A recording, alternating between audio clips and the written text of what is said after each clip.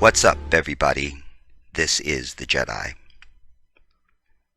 With everything going on, I wasn't even aware that Dr. King's birthday had passed and that his holiday was yesterday. But I've titled this video, "The White Nation That Murdered Him Now Wants to Quote Him." And over the years, we always see now white people quoting Dr. King. They've used it to try to discourage our righteous violence against this nation if we had chosen or ever choose to do so in the face of violence and murder against us. They have used it now as if they have always loved him. And in the last days, I don't know the full story, but it's my understanding that you had some Republicans, which in my mind are just extreme, exposed white racist people, and that they have quoted him somehow to justify the insurrection and the terror attack that white people staged on the Capitol building. They have done what they always do since he was murdered.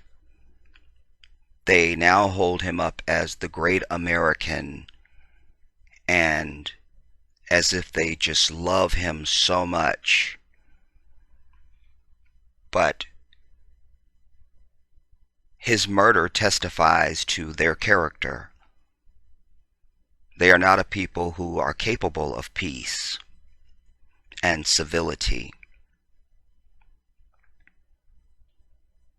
They despise peace, fairness, and righteousness above all.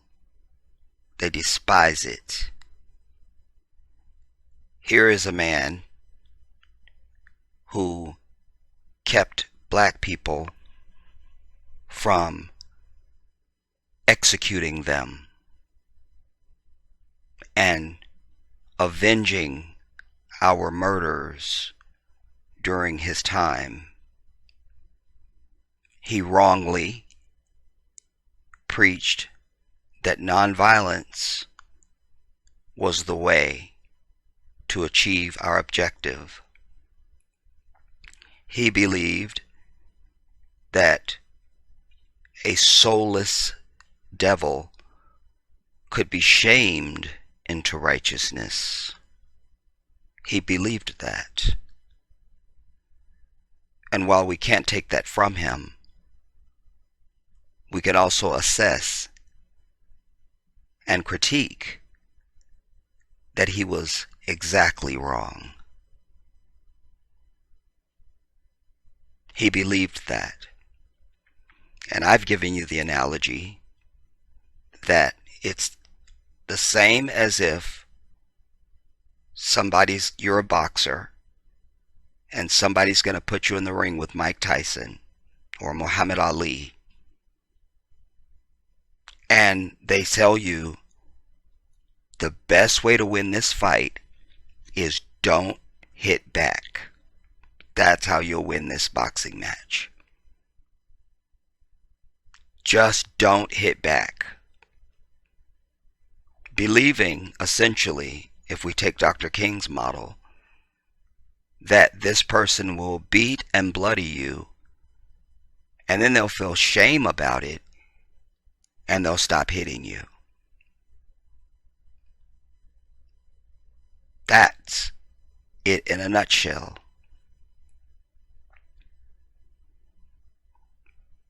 He was the most peaceful man.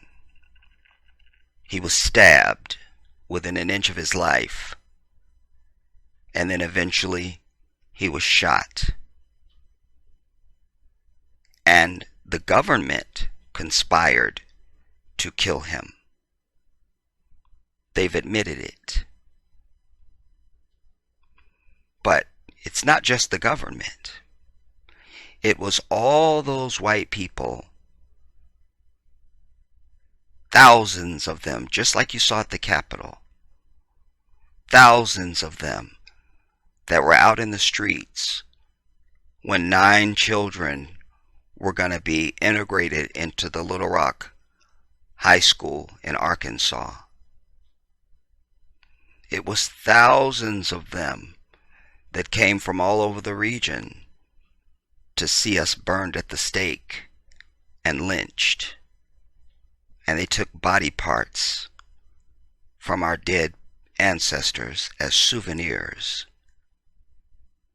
It was thousands of them who marched through Greenwood, Oklahoma in 1921, going door to door, burning our businesses and our homes and murdering us. Thousands of them. And all of them were involved in it.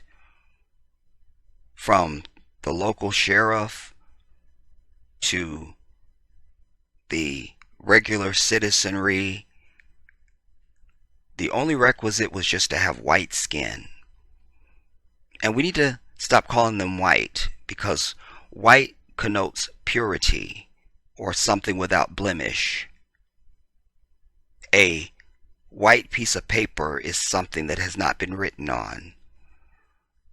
In reality, their skin is the color of a pig, the lowest animal, and the most forbidden animal by humanity, as ordained by Allah.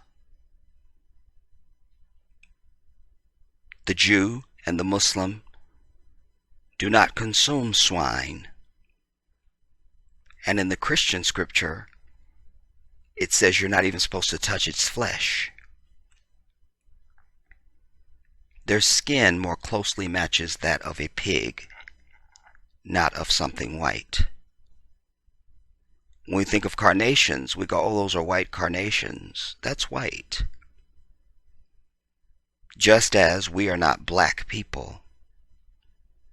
This image of Dr. King, we see that his hair is black, but his skin is a beautiful brown, a beautiful mocha.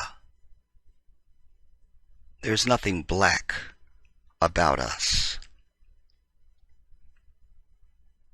But they've given you black and white because they are exact opposites of each other. The day is not as the night, and black is not as white. Black is the extreme color, and white is on the opposite end of the spectrum. So they are not white people. They are swine-colored people.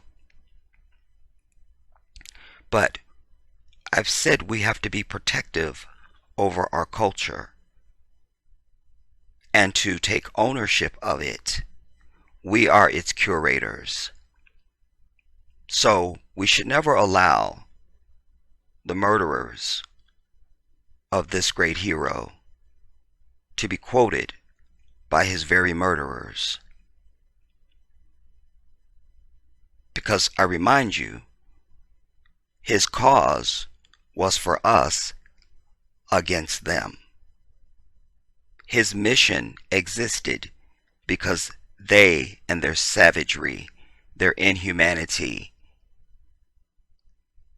and their viciousness existed then as it does now. as it existed even before he came to be. So they saw a man of peace as a threat, just as they saw the election of an African man to the presidency of this nation as a threat, just as they saw the overwhelming number of people who are not swine-colored vote and be victorious in this recent election. They see that as a threat. Everything is a threat to these people, including this speech. That's why it's no mistake, every year that I've done this speech for you, my purpose has been to show my people that there's way more to the speech than "I have a dream." That's its last cadence. This speech was and is an indictment of this white swine. It's an indictment of them and their entire society. So they never quote that. And too many people don't even realize there was an entire speech. Just like with the mountaintop speech. He spoke for about 45 minutes on that last night of his life. And again, it was another indictment of these swine, the lowest. Every year, certainly at Black History Month, there's always some little kid that gets up in a wrinkled shirt and a tie that belongs to his father and not to him. And he's the cutest thing ever. And he's going to do Dr. King's speech. And he begins right at, "I have a dream today."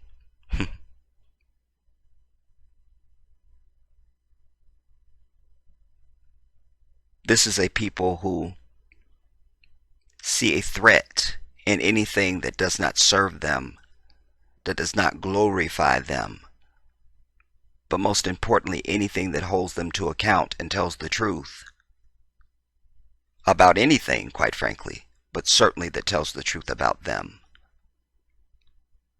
They want to believe that they are some great people who founded everything, who invented everything, who discovered and are the reason why everything is, when they are the biggest group of criminals and savages on the earth. There they were storming the Capitol saying, "We want our country back." But the natives want their country too, who were actually here, who the land actually belongs to, who was inhabited by them first. I say they were Africans. Because we were the first people. And so we were the first people to do everything, including navigate the earth. There's a book, Before Columbus Came, and I brought you in a previous work years ago, The People with the Gold-Tipped Spears. I cited for you that there are herbs and architecture and plants that are here that are not indigenous to this continent, that only come from Africa, leaving a forensic footprint of our presence on these shores. They give you Columbus discovered America. You can't discover something when somebody's standing at the shore waving to you as you're landing. That's not discovering. But in the minds of the swine, that's discovering. because they don't live in reality. But most importantly, they're not concerned about reality. It's not important. Just like you can lose an election by millions of votes and still proclaim that you won in the minds of the swine. We won the election when all the numbers, all of it, is absolutely antithetical to that conclusion. But truth and reality is of no concern at all. No concern at all. So, as a people, I suggest to you that we should be insulted and offended anytime any of these people dares to quote Dr. King. Because like all of our greats, he belonged to us. He existed because of us. He pursued his mission because of us, and because he was one of us. All of our greats, great and small, known and unknown, famous and infamous, belong to us. Because I don't see us making claim to Alexander the Great or Socrates or any of these pathetic people that they have put up as greats that pale to anything that we would and have produced. We should be offended because there was a conspiracy to murder this man. I remind you, his phones were tapped. He was being sent death threats in the mail and on his phone by just regular white people, not just the government. There's a collusion and an allegiance that goes on between these people. They are united in their intent of unrighteousness, savagery, violence, and evil, oppression, and murder. They are united in that. There is an unspoken collusion because it doesn't need to be spoken. It's like if you're hungry and you know there's a cafeteria near you, you don't have to call anybody else that's hungry. If they're hungry, you're going to see them on the way to the cafeteria too. It doesn't need to be spoken. Everybody feels the same hunger, so they're all heading to that location. That's why there was such unity and such mass numbers of them at the Capitol, of all stripes. Olympic swimmers, famous actors, heads of corporations, trailer park bitches, trailer trash, all of it was there. So they should never, ever, ever be quoting Dr. King when they are the ones that murdered this peaceful man. So, if a man who preached nothing but peace and love to get along with this savage can be murdered, how in the hell do we think that nonviolence will get us anywhere today? I ask you this now. I ask you this now. It's a rhetorical question, really. Because the answer is you haven't and you won't. And you're dealing with an animal that handles everything with savagery and violence, while telling you peace and nonviolence is the way.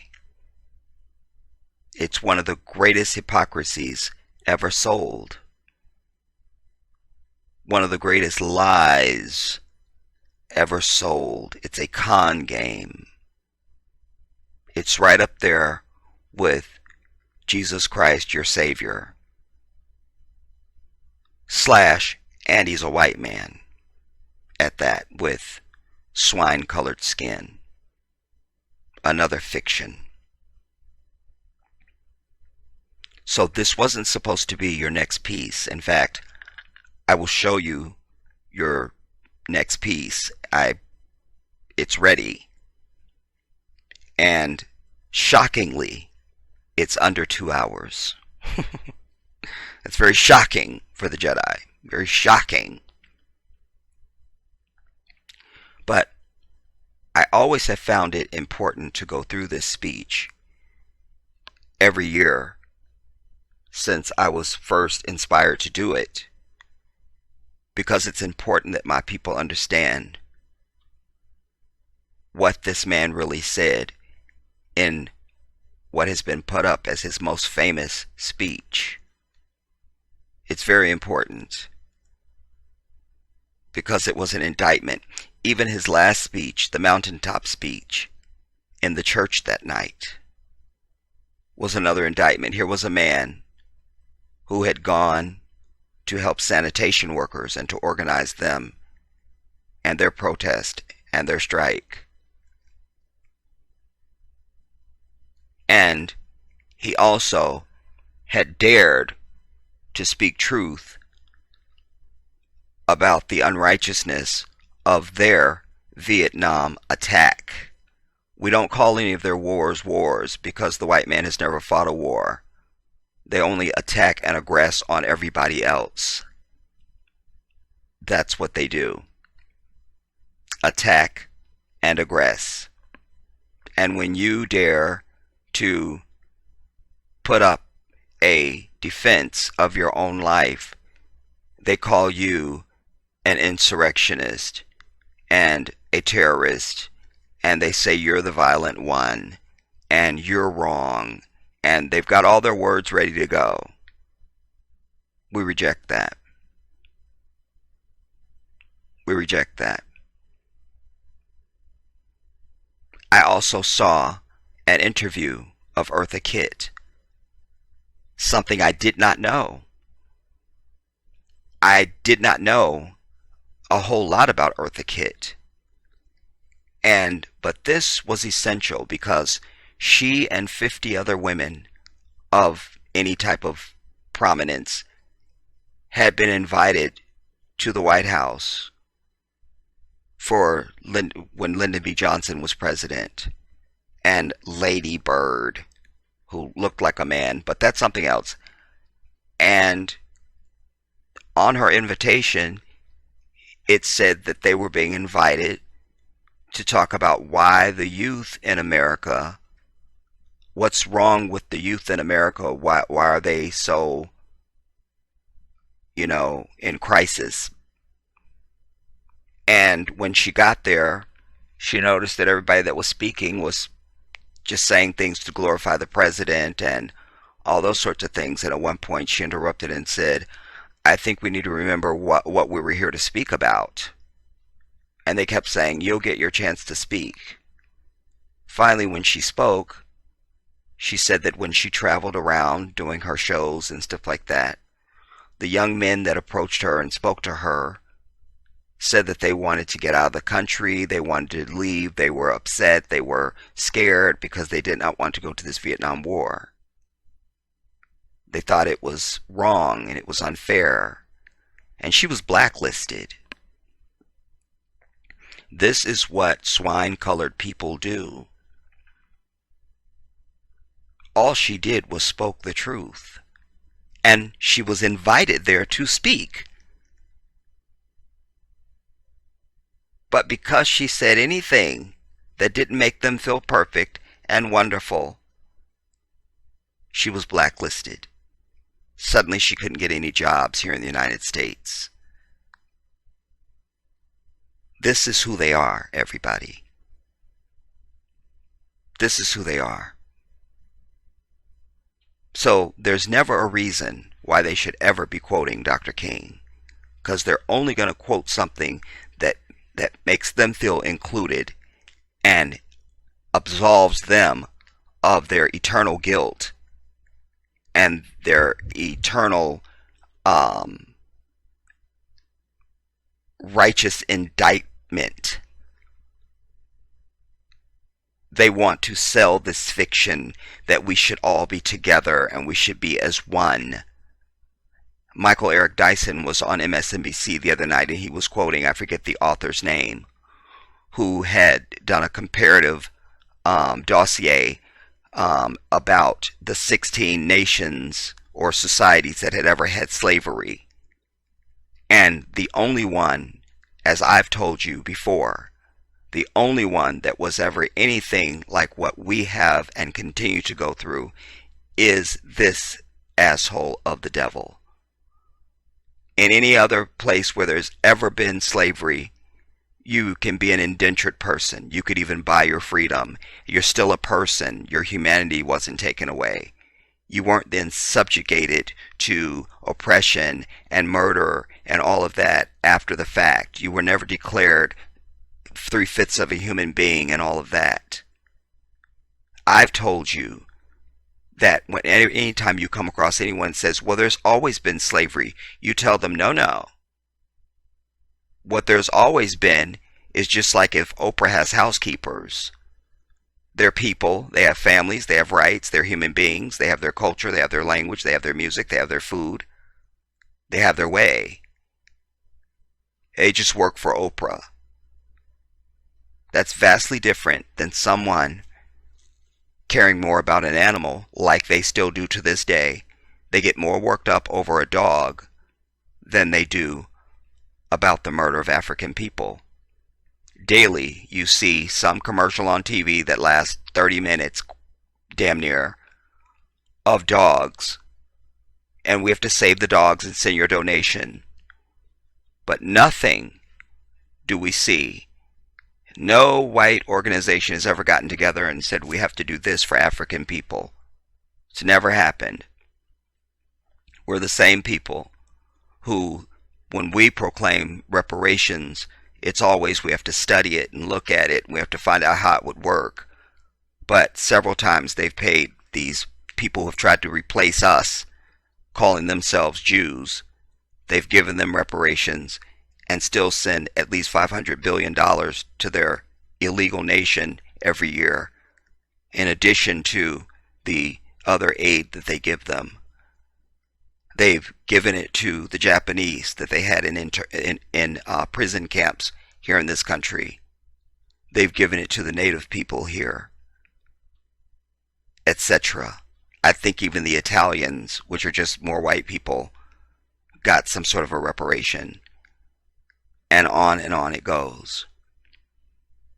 So we need to understand that just like the murder against Dr. King and the terrorizing of him before his death with the death threats and the letters and the phone calls was on purpose, the savagery from these people against us is on purpose. They're not worthy of any benefit of the doubt of implicit and subconscious bias. This is purposeful evil from these people upon us. It's on purpose. And we are sick-minded if we want to believe anything that comes out of their pablum-puking mouths.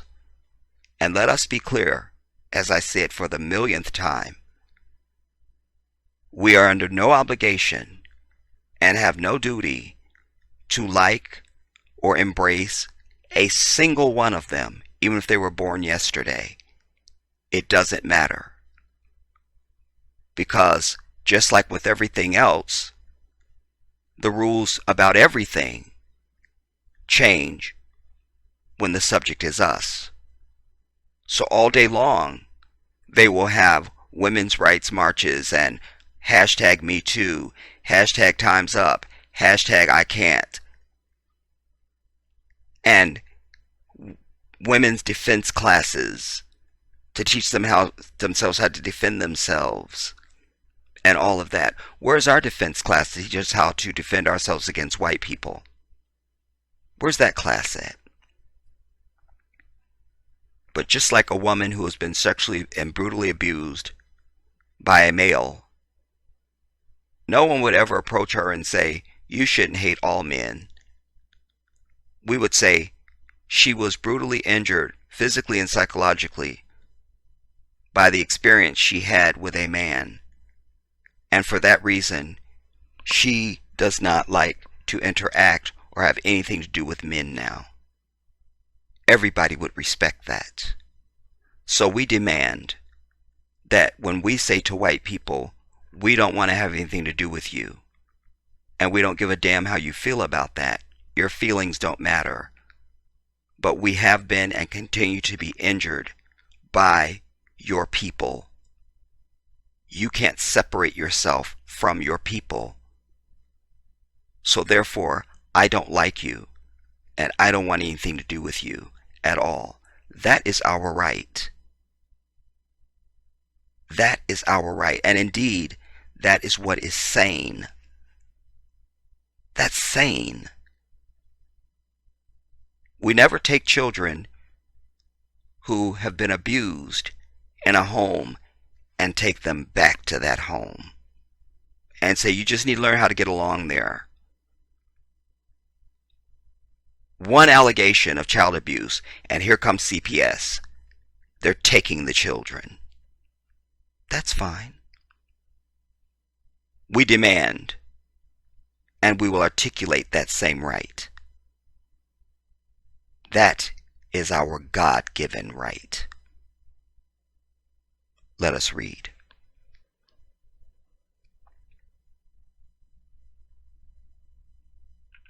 This was Dr. King's speech, the I Have a Dream speech. It was delivered 28th August, 1963. I am happy to join you today in what will go down in history as the greatest demonstration for freedom in the history of our nation. 50 years ago, a great American in whose symbolic shadow we stand today signed the Emancipation Proclamation. This momentous decree came as a great beacon of light of hope to millions of Negro slaves who had been seared in the flames of withering injustice. It came as a joyous daybreak to the end of the long night of their captivity. But 100 years later, the Negro still is not free. 100 years later, the life of the Negro is still sadly crippled by the manacles of segregation and the chains of discrimination. 100 years later, the Negro lives on a lonely island of poverty in the midst of a vast ocean of material prosperity. That's right now. Oh, the stock market is off the chain, is doing it all. But black people are still in abject poverty. 100 years later, the Negro is still languished in the corners of American society and finds himself an exile in his own land. And so we've come here today to dramatize a shameful condition. In a sense, we've come to our nation's capital to cash a check. When the architect of our republic wrote the magnificent words of the Constitution and the Declaration of Independence, they were signing a promissory note to which every American was to fall heir. This note was a promise that all men, yes, black men as well as white women, black men as well as white men, would be guaranteed the unalienable rights of life, liberty, and the pursuit of happiness. It is obvious today that white America has defaulted on this promissory note, insofar as her citizens of color are concerned. Instead of honoring this sacred obligation, white America has given the Negro people a bad check, a check which has come back marked insufficient funds. And I'm going to be inserting the word white here as we read through this, because it's important that we cite, because when we use the word America, it's just this ghostly, no image appears in your head. You understand? We have to know who the perpetrators are. White people, swine-colored people. That's what it has to be. You understand? But we refuse to believe that the Bank of Justice is bankrupt. We refuse to believe that there are insufficient funds in the great vaults of opportunity of this nation.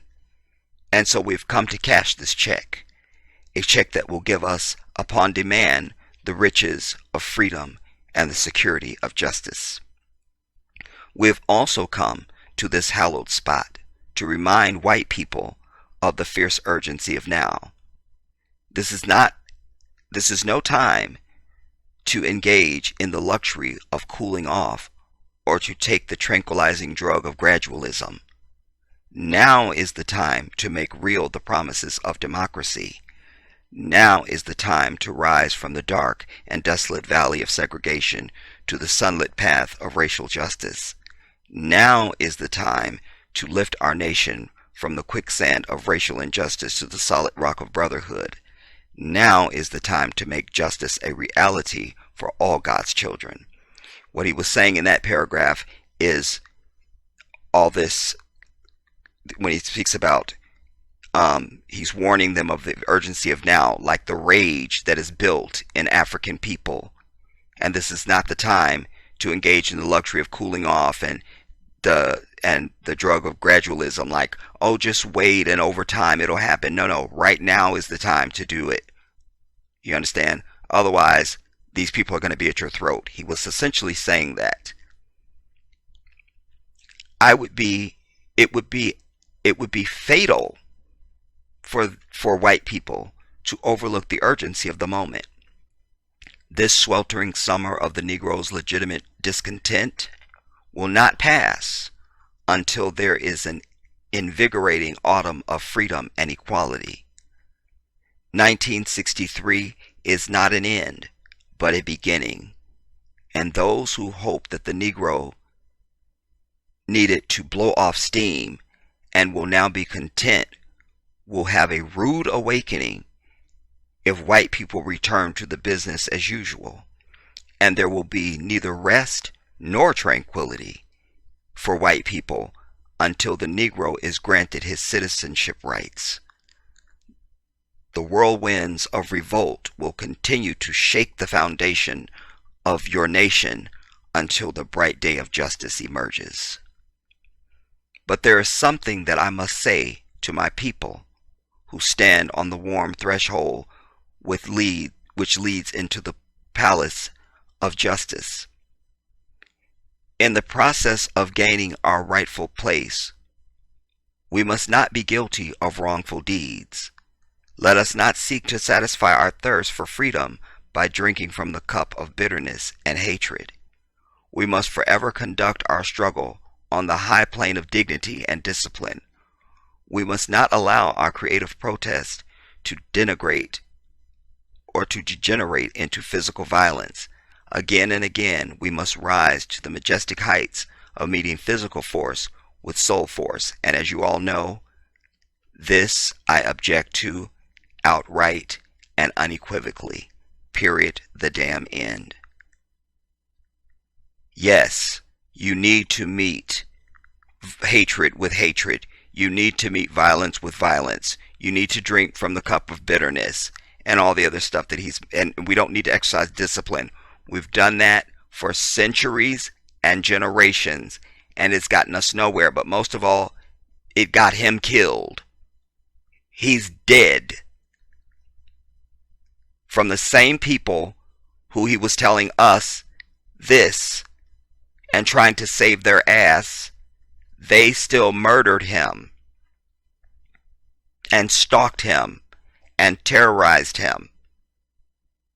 You understand? He believed what he was doing was right at the time that he did it, but it was exactly the wrong thing. You understand? It's always be peaceful. Goes back to the analogy I gave you in my opening. Just stand in the ring and let him punch you. Just let Mike Tyson wail you out. Don't hit him back. And that's how you win the fight. You'll totally win. Well, the truth is, you'll never win. You will never win. I would also share with you that Michael Moore, the filmmaker, he was talking about the assassination of Dr. King one time that I was watching him on an interview or something. And he talked about, he was little, and he talked about the day that Dr. King was killed. They had been at church, and they were coming out of church when they found out. And he said he watched all the adults erupt into cheers and joy and clapping and celebration that Dr. King had been killed. Don't tell me a damn thing about these people. Ever. Ever. So you can say, oh, it was the government that finally killed him. But they all agreed. They all agreed. And isn't it ironic they were coming out of church doing this? You know? These are not a holy people. There's no connection to the divine for them. None at all. None at all. And I heard Michael Eric Dyson say in that piece that I cited for you, Michael Eric Dyson, he was on a total diatribe. He always speaks eloquently, but this was really, it was everything. And one of the things he said, and for the white evangelicals, he said they're more white than evangelical.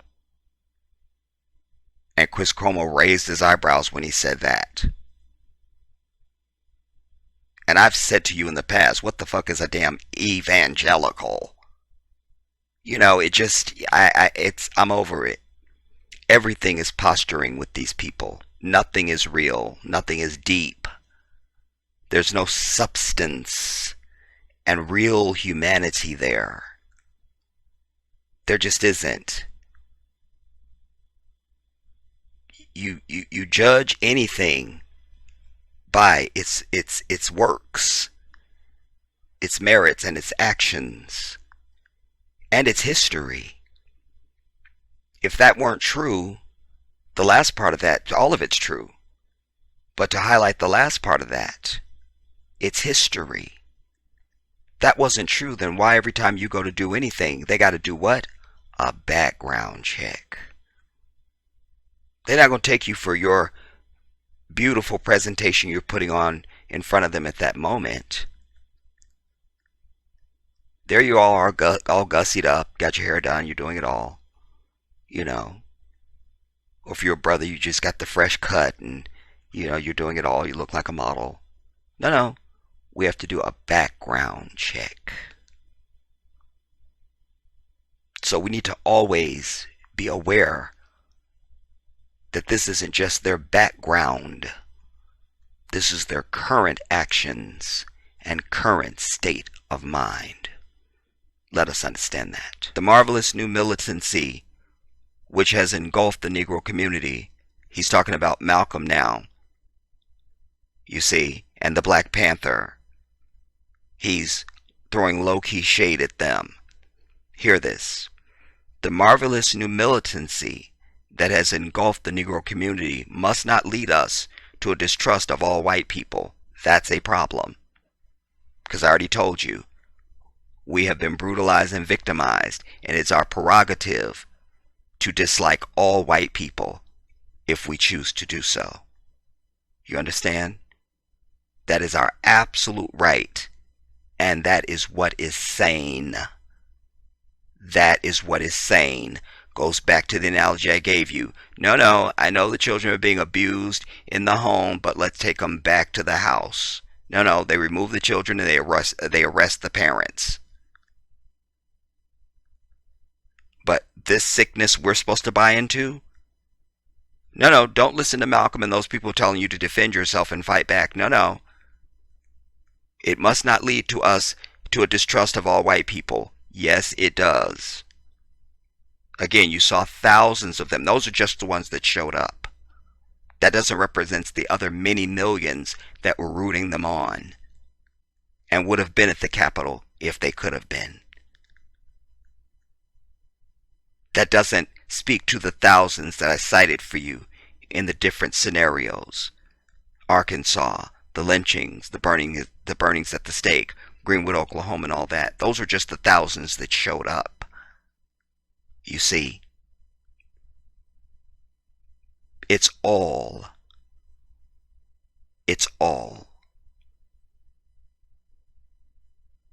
For many of our white brothers, which is an oxymoron, as evidenced by their presence here today, because they always want to be where we're at, and you fall for that even in the current era.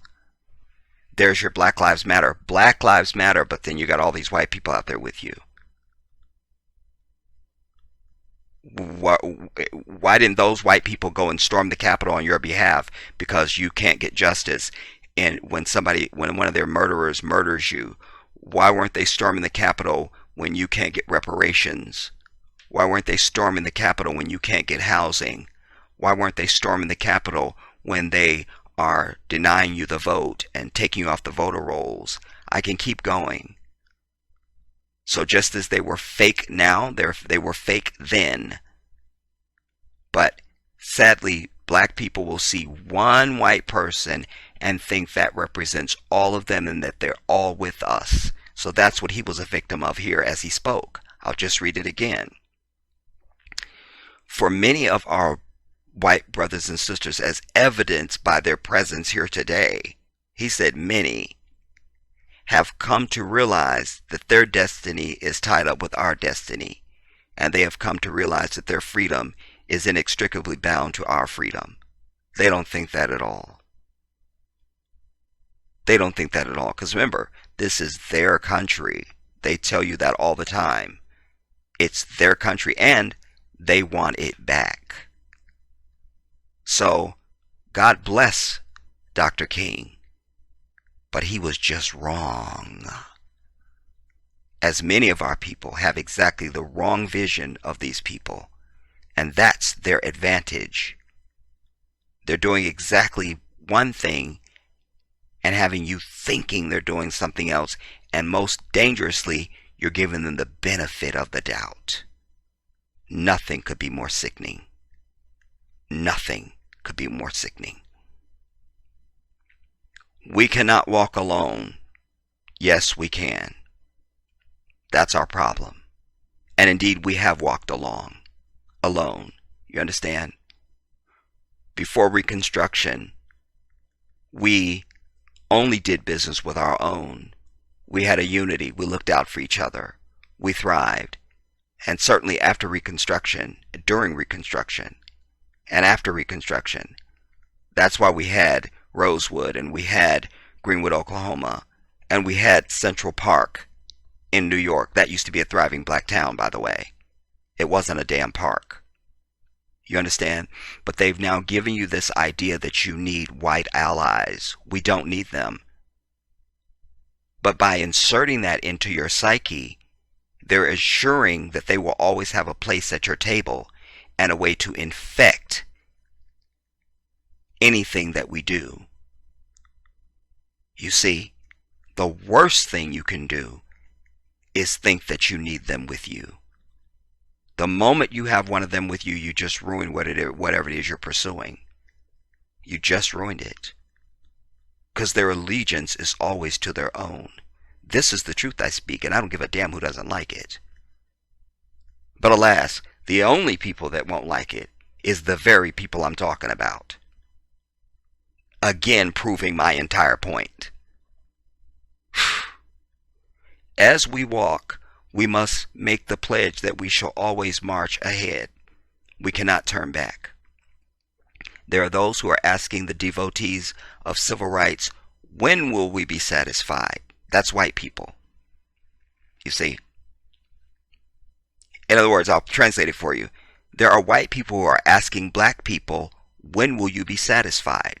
That's what that says. That's why it's important for me to always read this, so people can understand what this was really about. But it also goes to why I tell you we have to use real words that a 5-year-old can understand, so you can know actually what's being said and what's being put across. You understand? I've also cited for you, Allah says to mankind in the Quran, Aqulu qawlan sadida. Say what is. Say what is. Aqulu qawlan sadida. So we'll read it, I'll translate it as we're going. There are white people who are asking black people, when will you be satisfied? Those damn civil rights people, you hear it to this day. Well, you had a black president. Why are you still bitching? That's how they think. Stop the video when I lie. Just stop the video when I lie. You see? But, like so many Africans now, he couldn't speak directly to their white ass. Well, I do. You see? And that's what he was doing. There are those who? There are those who? What? Those what? Those flowers, those trees, those animals, those lakes, those mountains, what those? There are those what? Those. What are those? You see? Aqulu qawlan sadida. There are white people who are asking the black civil rights people, when will you be satisfied? We can never be satisfied as long as the Negro is the victim of the unspeakable horrors of police brutality. We can never be satisfied. And by the way, while they're going around quoting Dr. King, they should quote this part and say, black people are never going to be happy or satisfied, and we're never going to gain their trust if we can't solve the issue of police brutality. You see, but they'll never quote this because this doesn't glorify their swine-colored asses. You see, I'll just read it again. We can never be satisfied as long as, I'll just say black people, as Africans. We can never be satisfied as long as Africans are the victims of the unspeakable horrors of police murder.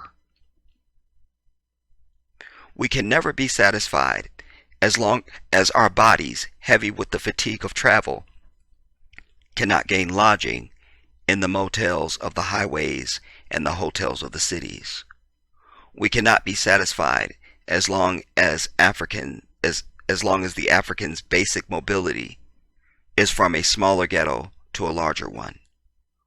We can never be satisfied as long as our children are stripped of their selfhood and robbed of their dignity by signs stating "for whites only." We cannot be satisfied as long as Africans in Mississippi cannot vote, and Africans in New York believes they have nothing for which to vote. No, we are not satisfied, and we will not be satisfied until justice rolls down like water and righteousness like a mighty stream. So that's who you hear speaking now. I'm not satisfied, damn it. I know the game, and I know who these people are.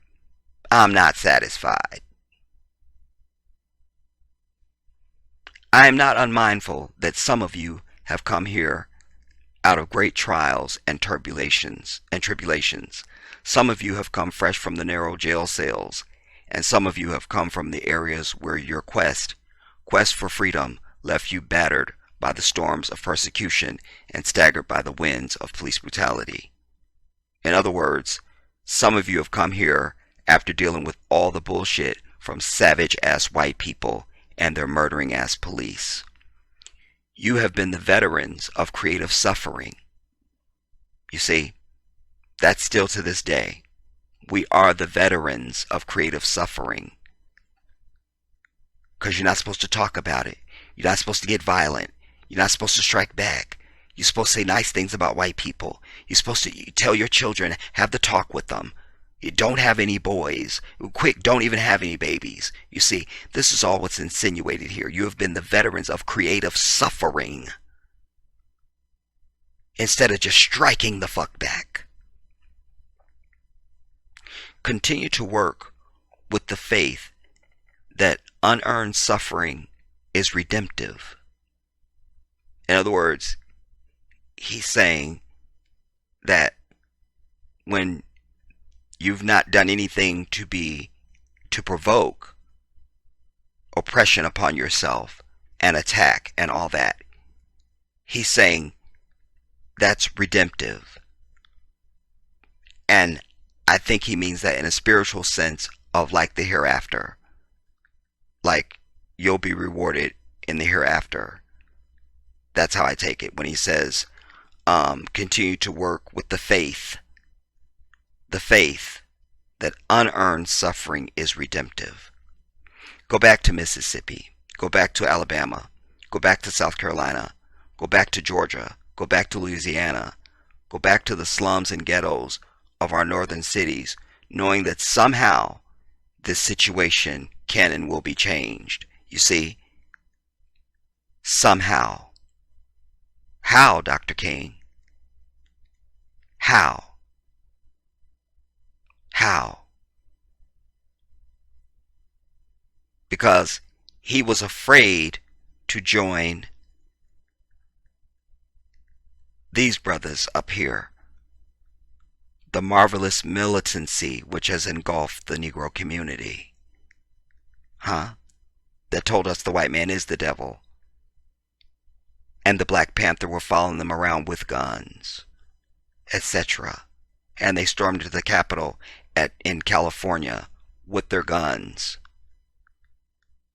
etc. But now, he has no answer at all.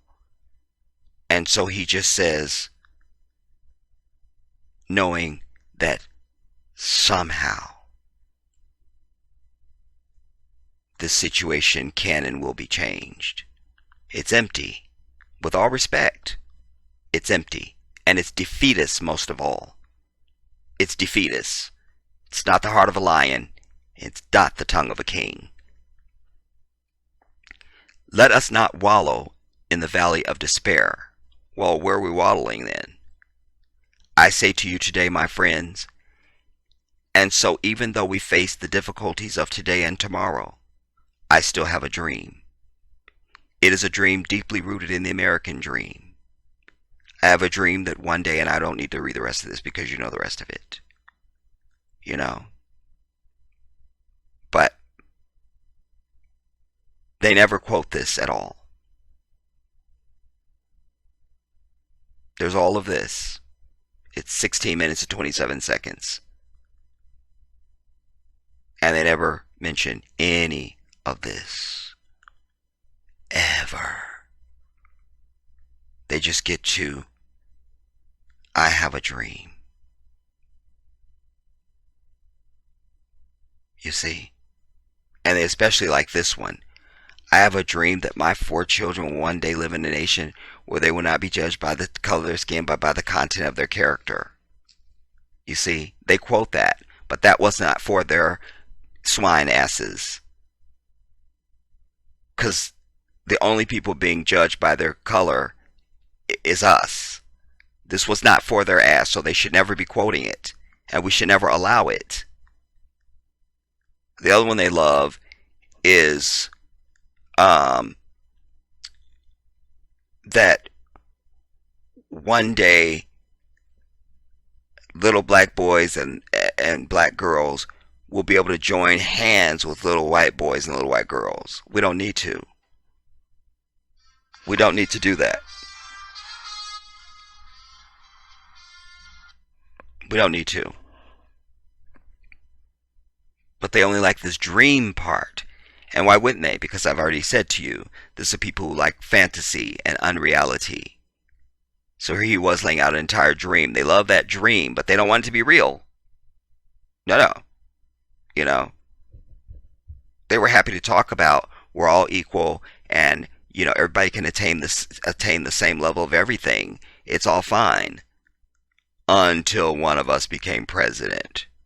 Then it was a problem. 5 minutes later, they had the Tea Party, and they wanted their country back yet again. Now, a black woman has been elected vice president. They want their country back. We have to understand these things, everybody. We have to understand our problem as a people has been not understanding who we're dealing with, the true nature of this beast, and then allowing them to identify themselves to us instead of us using our God-given perceptions, our experiences, our eyes and our ears and our minds to see exactly what's in front of us. That's been our problem. That's been our problem. That's been our problem. Any dog that you've encountered that came up and viciously bit you, you would never be going, here puppy, come here puppy. You'd be like, that dog bit me, I can't, please, you gotta move that dog. I'm sorry, I can't. No, but he don't bite, it was just that one time. You'd be like, I don't care, don't bring that dog near me, I'm good. That's nature, everybody. Why do we put down all of our nature and our natural instincts for these people who are uneligible, these savages, these murderers, these racists? Why? Why? No, we should never allow them to quote our king. You understand? Never. Never, never, never, never, never, never. Because just the fact that it's called I Have a Dream says volumes. If I just came from another planet, I would say, how come this man has to dream this? Why isn't it so? And the answer would be, because those swine-colored savages exist. Oh, okay, so that's why you had to dream it. Oh, that's why. My bad. Nah, white folks don't need to be quoting Dr. King ever, because they're the ones who murdered him. They murdered him. Excuse me. They murdered him. So, I'm going to put this out, but I want to show you what I would have been putting out right now.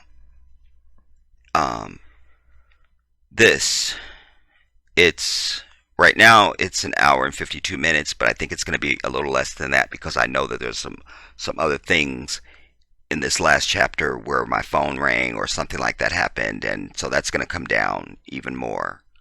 I wasn't going to release that one anyway until probably Wednesday or Thursday, because you'll recall that my last video before this one is 3.5 hours long. So I don't want to put out anything long. I didn't want to put out anything, but I needed to put this Dr. King piece out because it won't be too much of an interruption. You understand? Like, I tried to keep it short and sweet as much as I could, and because I want to give people who watch the work time enough to watch the 3.5 hour video. You don't put out work and then stack it some more on top of people and they go, wait, I'm not even done with this yet. Wait, what are you doing? I'm very mindful of that. But the timing of this is important. This other stuff is important too, because I'm getting into this new film by Nate Parker, and I'm getting into this this sellout non-African Sammy Davis Jr. looking ass dude who they claim that he was the reason why thousands of white people showed up to the Capitol. Who believes that? Who believes that? Who believes that? If so, I have 2 twin towers down in Manhattan that are perfect, and you're going to love them. They're in perfect condition. Do you understand?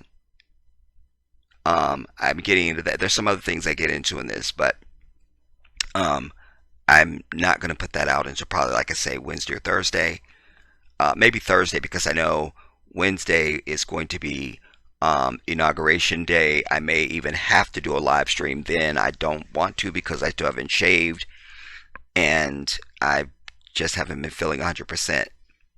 But anyways, hopefully you understand what it is I attempted to communicate to you in this piece.